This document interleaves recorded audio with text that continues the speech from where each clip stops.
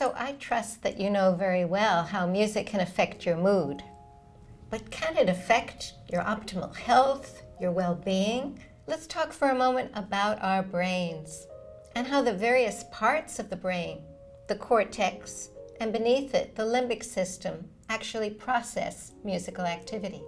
It's the occipital lobe in our cortices that actually produces the images when we close our eyes, listen to music, and it brings us to the ocean or a mountain. Our frontal lobe is analyzing that music and giving us the information, the data that tells us what this piece of music is, who might be playing it, maybe what key it's in. And when we engage in performing music, it's that parietal lobe that senses our hands on the strings. Of course, the auditory cortex is in the temporal lobe, and this is where we process sound. So of course, the temporal lobe is very active. But beneath the cortex is the limbic system, and that's the seat of our emotions, our memories, and the automatic reactions that we have that help us to breathe and to pace our heart. It's these functions that occur in a very primitive part of the brain, but are automatically activated with a piece of music that means a great deal to us. You've probably heard about neurochemicals like serotonin and dopamine. These are feel-good, pleasure chemicals that are released when we listen to music that we just love.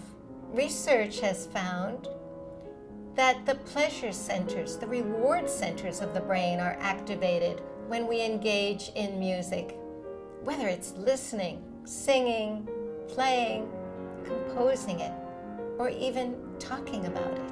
When we listen to music, the autonomic nervous system is regulating our internal organs and helping us to survive. The parasympathetic nervous system is a part of this autonomic nervous system that deeply relaxes us. It allows us to recover, recuperate.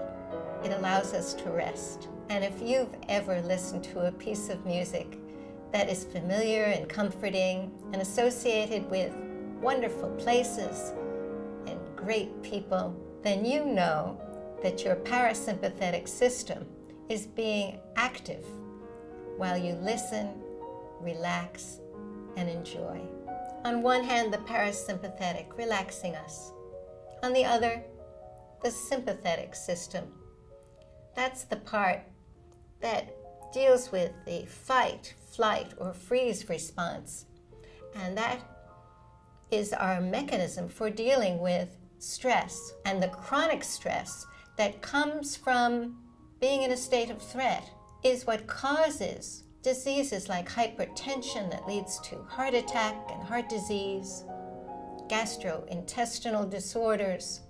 But music not only can relax us, but it can bring us to a state of homeostasis.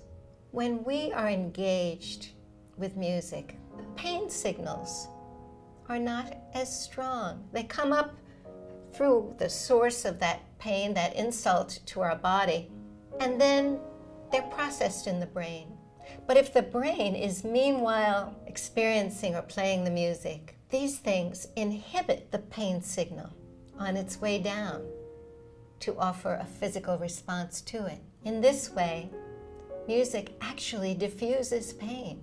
So you see, through the whole brain and the integration of our bodies, our minds, and our spirit, we're able to keep ourselves healthy.